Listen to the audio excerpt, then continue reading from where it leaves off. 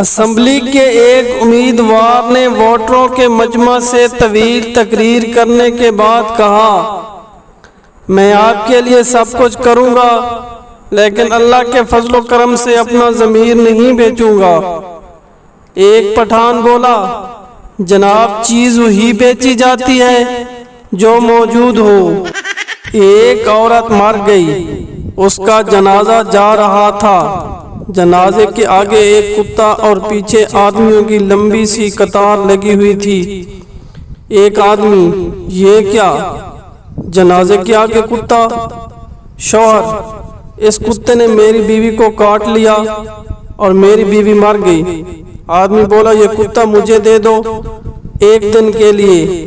شوہر، تم کیا سمجھ رہے ہو؟ یہ سب میری بیوی کے جنازے میں آئے ہوئے ہیں، یہ بھی کتا لینے آئے ہیں، چلو لائن میں لگو۔